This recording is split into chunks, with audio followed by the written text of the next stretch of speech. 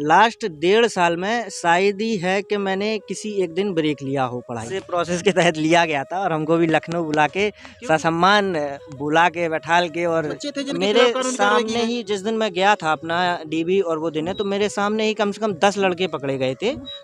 Hello दोस्तों, success story की श्रृंखला में आज हमारे साथ मौजूद हैं राजीव पटेल जी, जिन्होंने अपनी कड़ी मेहनत को एक सही दिशा देते हुए उत्तर प्रदेश में अपने चयन को सुनिश्चित किया है। अपने एक्सपीरियंस को साझा करेंगे और बताएंगे आखिर उन्होंने किस तरीके से पढ़ाई की, किस तरीके से तैयारी की, और उनके जो मार्क्स हैं बहुत ही अच्छे मार्क्स हैं जिनकी गिनती टॉपर्स में आप ले सकते हैं। अभी हम उसको चर्चा को आगे बढ़ाएंगे, उनका परिचय जान लेते हैं, कहाँ के हैं, क्या किया, कहाँ से पढ़ाई की उन्होंने। राजीव जी, कुछ आप अपने बारे में हमारे दर्शकों को कुछ बताइए। धन्यवाद भैया, जो है आपने और आपके व्यूअर्स ने हमें यहाँ आने तक का मौका दिया। हम आपके और आपके व्यूअर्स का धन्यवाद कहते हैं। और मैं जालौन जिला का निवासी हूँ और यहाँ मेरी प्रारंभिक शिक्षा महर्षि विद्या मंदिर से लेके शुरुआत से इंटर तक की शिक्षा यहाँ पर। उसके बाद जो है ग्रेजुएशन मेरा बुंदेलखंड यूनिवर्सिटी से समाप्त हो गया था। उसके बाद मैं अपनी तैयारी में लग गया था। राजीव जी, जैसे कि आपने ये बताइए, आपने तैयारी, आपके मार्क्स बहुत अच्छे हैं। सबसे पहले आप हमारे दर्शकों को आप अपने मार्क्स बता दीजिए, आपके मार्क्स क्या थे, नॉर्मलाइजेशन के बाद आपके साथ क्या होगा और मार्क्स में क्या कटौती हुई या फिर बढ़ोतरी हुई? मेरे मार्क्स अप्रोक्स 350 के लमसम बन रहे थे 4 आउट ऑफ 400, जिसमें नॉर्मलाइजेशन के होने के बाद उसके मेरे मार्क्स ओवरऑल 354 हो गए थे। नॉर्मलाइज 4 मार्क्स मेरे जो है इंक्रीज किए थे।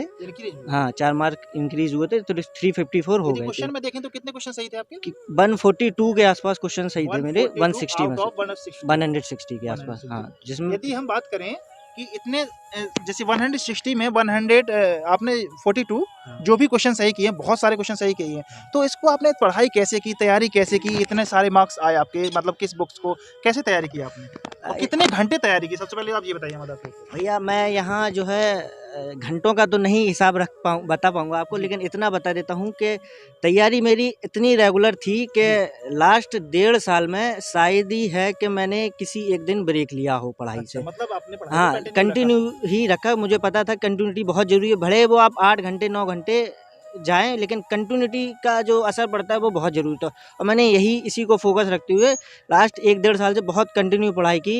भले मेरा SSC मेंस, CGL मेंस में भी हुआ था, लेकिन मुझे पता था कि एक बार मैं कांस्टेबल से बाहर हुआ हूँ तो मुझे इस जॉब को चाहिए था। मतलब आप इससे पहले कांस्टेबल में भी आप 2018 की बात है, कांस्टेबल में फाइनल सिलेक्शन हुआ था, उसमें भी मार्क्स अच्छे थे, लेकिन रनिंग से बाहर हुए थे। पूछना चाहते हैं राजीव जी कि आपने इतने अच्छे नंबर लाए हैं, आपने बुक्सों से पढ़ाई किया, यूट्यूब पर पढ़ाई किया, किससे पढ़ाई की? मेरा एक सबसे बड़ा पढ़ने का वो होता है कि मैं एक बार जो किताब ले लेता हूँ, जब तक उसको 10 या 12 बार पढ़ न लूँ, जब तक उसको छोड़ता नहीं। तो मैं किसी चैनल या उस पर भरोसा ना करके किताबों पे ज़्यादा भरोसा करता हूँ, और थोड़ा बहुत गाइडेंस लेता हूँ, यूट्यूब से भी लिया है, किसी टीचर से भी लिया है, लेकिन उसके साथ साथ बुक्स पे भी बहुत फोकस किया है। कहने का मतलब ये है, हाँ, किसी भी चीज को आपने बार बार रिवाइज किया। हाँ, आपकी मतलब अच्छे नंबर लाने का ये राज है। हाँ, मतलब ये भी नहीं है कि आप दूसरी बुक पे ना जाएं, लेकिन जब आपके पास वो बुक है तो उसको कम से कम 8 बार पढ़ लें कि वो आपके जहन में बस जाए। उसके बाद आप जाएं, दूसरी बुक उठाएं, लेकिन जब तक वो बुक कंप्लीट ना हो, जब तक मतलब आपकी सफलता का मेन राज यही है, किसी भी चीज को पढ़ें, उसको 100% कंप्लीट करें, फिर आप दूसरी बुक की तरफ शिफ्ट हो, या किसी टीचर को नया कोर्स करना हो, कुछ करना हो, फिर उस पर जाएं कि पहले आपने जो किया है वो कंप्लीट हुआ है कि नहीं हुआ है।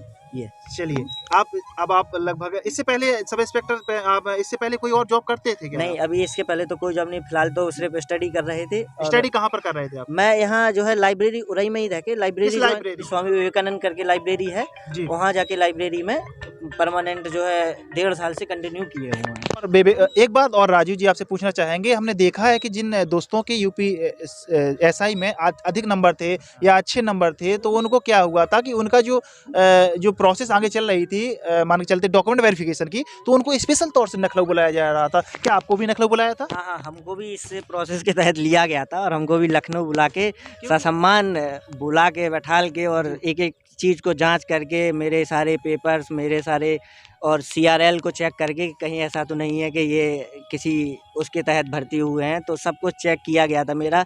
आप डॉक्यूमेंट के साथ साथ दौड़ में भी मुझे लखनऊ ही बुलाया गया था। अच्छा। और उसमें भी मेरे जो है इंटरव्यू हुआ था, जिसमें मेरे सामने 2 IPS अधिकारी थे, 1 IAS अधिकारी थे, जिन्होंने कुछ सवाल भी पूछे थे। लखनऊ बुला के क्या आपसे क्वेश्चन पूछे गए थे? हाँ, जिसमें पेपर आपको दिया गया था? पेपर भी दिया गया था कुछ लड़कों को, लेकिन मुझसे उन्होंने इनिशियल कुछ सवाल पूछे थे 8-10, जिसको मैंने उनको बता के सेटिस्फाई कर दिया था तो उस वजह से फिर उन्होंने मेरा पेपर जो है कोई ऑनलाइन पेपर नहीं लिया था। तो मतलब जो और बच्चे थे, जो लोग मतलब धांधली वगैरह में पाए गए, उन हाँ। लोगों को पकड़ के उन पर कानूनी कार्रवाई की हाँ, हाँ, गई। वहीं पे तो मेरे आपके साथ सामने में भी कुछ ऐसे बच्चे थे जिनके मेरे खिलाफ कानूनी कार्रवाई की सामने गई? ही जिस दिन मैं गया था अपना डीबी और वो देने, तो मेरे सामने ही कम से कम 10 लड़के पकड़े गए थे जो लखनऊ में? हाँ, लखनऊ में ही 10 लड़के पकड़े गए थे जो सीआरएल में जिनका कुछ ऊपर-नीचे हुआ था। जो अनुचित साधनों हाँ, से? जो अनुसार साधनों से उसमें भर्ती हुए थे, तो उनको पकड़ लिया गया था वहाँ आराम से, मतलब पूरी फ़िल्ट्रेशन का प्रोसेस चल रहा था उनका, सब पता था उनको, किसको ले जाना है, उनको किसको पहले से ही सब पता उनको था सब कि पता इसने था। किस तरीके से पढ़ाई हाँ, की है या किसने नहीं की है, या फिर गलत वेपन के द्वारा हाँ, हाँ, वो लोग और यहाँ पर उन्हें आए जिस पे सेलेक्ट डाउट था उन्हें सब कुछ क्वेश्चन देके सवाल करा रहे थे कि इसको लड़के को इतना बेसिक आना चाहिए इस आना पेपर चाहिए। में। बेसिक हाँ, क्वेश्चन पूछ रहे थे। बेसिक क्वेश्चन पूछ रहे थे वो लोग। चलिए हम बात कर लेते हैं। अब आपका सिलेक्शन हो चुका है, आपकी अब ज्वाइनिंग आने ही वाली है, तो ज्वाइनिंग लेटर आपका कब तक, लगभग कब तक आ जाएगा, आपको कैसा लगता है? मानने में तो ये समझ में आ रहा है कि 31 तारीख तक माननीय योगी जी दे 31 देंगे। तारीख 31 क्या? 31 जनवरी तक जी। माननीय योगी जी दे देंगे ज्वाइनिंग लेटर और हम लोग को यहाँ से आमद के लिए बुला लिया जाएगा। लेकिन अभी कुछ कह नहीं सकते क्योंकि कागजों में भी प्रस्तावित करके लिखा आ रहा है, तो अभी अभी कुछ आपकी कह मेन चीज देखा जाए तो आपकी फीलिंग्स क्या है आपकी, मतलब फीलिंग्स अब आपको ज्वाइनिंग के लिए जाना है, ट्रेनिंग होगी, कैसा लग रहा है आपको? फीलिंग्स भैया यही है कि ड्रीम जॉब है ये एक प्रकार से, मतलब अच्छा। इसके ऊपर भी नहीं चाहिए था क्योंकि इतना है नहीं कि हम लोग पीसीएस या यूपीएससी लेवल पे जाएं, जी। और इसके नीचे भी नहीं चाहिए था, वहाँ सेटिस्फेक्शन नहीं रहता तो उसके नीचे भी नहीं चाहिए था। तो मैं इसी चक्कर में इसी जॉब के लिए 1.5 साल से कंटिन्यू मेहनत किया आपने हुआ हूँ। मतलब एक ही जॉब के लिए हाँ। एक टारगेट मेहनत की है। हाँ, मतलब मेरा स्कोर का रीज़न यही है कि मैं बहुत टारगेट था इस जॉब के लिए कि मुझे यही चाहिए, अब यही लेना है। किसी और जॉब का पेपर भी मैं कम ही देता था, अच्छा। ना कोई जॉब मतलब ना कोई और चलिए बात चाहिए। कर लेते हैं सब्जेक्ट की। इसमें 4 पोर्शन होते हैं, हिंदी, इसके बाद आपका जो जीएस होता है, फिर इसके बाद मैथ, और एक सब्जेक्ट होता है रीजनिंग का। तो आपने इन सब के लिए कोई बुक्स वगैरह जो बुक्स पेपर की जो जिस बुक से आपने तैयारी की थी, उन बुक्स को आप मेरे दर्शकों को बता दें, क्योंकि इसमें सामने जो दर्शक हैं वो भी कुछ जो देख रहे हैं वो भी अपने आप को एक अधिकारी पद पर देखना चाहते हैं, तो वो क्या करें? भैया मैथ के लिए मैंने जनरल राकेश यादव को फॉलो किया था, उसके बाद अभिनव सर को फॉलो किया था। अच्छा। और रीजनिंग तो नॉर्मल है, सभी बच्चे का कंप्लीट होता है, कोई भी बुक एक ले लीजिए। हिंदी मैंने 2 किताबों से कंप्लीट किया था, एक लूसेंट सबसे पहले पढ़ी थी, उसके बाद आदित्य पढ़ी थी, और उन दोनों को कंप्लीट करने के बाद एक जीएस की घटना चक्री बुक आती है ऑप्शनल वाली, वो सॉल्व करी थी।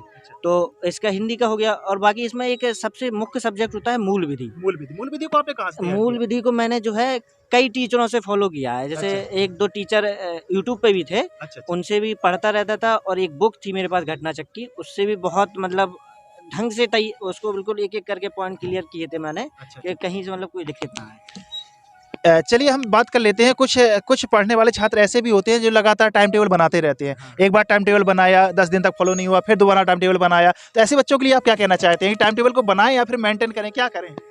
भैया टाइम टेबल जरूर होना चाहिए लाइफ में, मैंने बोला ना रेगुलरिटी। टाइम टेबल इसलिए नहीं होता कि कल आपको वो पढ़ना है, टाइम टेबल इसलिए होता है कि कल आप अगर अपने डेस्क पे बैठे तो ये ना सोचे कि अब मैं क्या पढूं। अच्छा। ये आपको पता होना चाहिए कि मैं इस टाइम पे मैथ पढ़ता हूँ तो मैं तुरंत जाके मैथ की किताब उठा लूँ। अब ये ना सोचे कि अब मैं मैथ उठाऊँ या हिंदी का उठाऊँ। तो ये होता है टाइम टेबल। ये इसलिए नहीं होता है टाइम टेबल कि अब 9 बजे से मुझे ये करना है, कर पा रहा हूँ नहीं कर पा रहा हूँ, इसलिए कभी नहीं होता है टाइम टेबल। टाइम टेबल इसलिए होता है कि आप जाके अपने डेस्क पे टाइम बर्बाद ना करें। राजीव जी, देखा जाता है कि हर एक सफलता के पीछे किसी न किसी सफल व्यक्ति का एक हाथ होता है और किसी न किसी का, तो आपकी इस सफलता में मुख्य श्रेय किसका है? किसको देना चाहेंगे आप इसका श्रेय? देखिए सबसे पहले तो मैं अपने माता पिता, जिन्होंने मेरे ग्रेजुएशन के होने के 4 साल बाद भी मेरा बहुत सपोर्ट किया और मुझे पढ़ाने में कभी ये नहीं कहा कि क्या कर रहे हो क्या कर रहे हो, तो उनका तो श्रेय है। साथ में मेरे दोस्त, जो कुछ 4-5 दोस्त हैं जो लाइब्रेरी में मेरे साथ रहते थे, उनका तो बहुत हाथ है इसमें, मतलब मेरे उनका पढ़ाई किस में। तरीके से हाथ है, जरा वो भी वो बताने की ऐसे कोशिश करें। कभी सवाल नहीं आ रहा है, कभी कुछ नहीं आ रहा है, तो उनसे जाके पूछ लो या बता दो, या कुछ चीज़ें हैं तो मतलब आप डिस्कस कर भी लो। वो स्टूडेंट रहे हैं हाँ। जिनको कुछ क्वेश्चंस नहीं बनते नहीं थे आते और थे, दोस्तों ने तो सहयोग दोस्तों किया। ने होता ही है आपके, अगर ऐसा नहीं होगा तो आप अगर डाउट क्लियर नहीं करेंगे तो वो आपके डाउट बने ही रहेंगे। तो ये बहुत सहयोग रहता है दोस्तों का, टीचरों का, सभी का सहयोग बहुत बराबर तौर पे रहा है मेरी लाइफ में। आपने एक अच्छी सफलता हासिल की है, इसके लिए आपको बहुत बहुत शुभकामनाएं। दोबारा शुभकामनाएं देना चाहेंगे राजीव जी, जिस तरीके से आपके नंबर आए हैं। हम तो यही आशा करते हैं कि आप ऐसे ही ऊंचाइयों को छूते रहें और बढ़ते रहें। दोस्तों, हमारे साथ आज मौजूद थे राजीव जी। इस समय हम मौजूद हैं, आपको बता दें कि माहिल तालाब में नाव पर मौजूद हैं, एंजॉय कर रहे हैं और आपके लिए मेहनत कर रहे हैं कि आपको कुछ ना कुछ अच्छा कंटेंट दें और अच्छे व्यू के साथ दें। तो दोस्तों, आप हमारे चैनल को सब्सक्राइब करें और हमें मोटिवेटेड करें और लाइक करें, शेयर करें, कमेंट करें, ताकि हमारे कुछ सब्सक्राइबर भी बढ़ जाएँ, कुछ लाइक्स भी बढ़ जाएँ। इसी आशा के साथ हम लगातार मेहनत करते रहेंगे। ऐसे ही सक्सेस स्टोरी के साथ आपके साथ रूबरू होते रहेंगे और नए दोस्तों के साथ और ऐसी नई पोस्टों के साथ जो भी सिलेक्ट हुए हैं उन दोस्तों को यहाँ पर लाएँगे और आपके सामने रूबरू कराएँगे, उनकी कठिनाई को आपके सामने दिखाएँगे। जो भी उन्होंने फेस किया है, अच्छा बुरा, वो सब आपके सामने फेस कराएँगे। दोस्तों, हमारे साथ जुड़ने के लिए आपका बहुत-बहुत शुक्रिया। Thank you.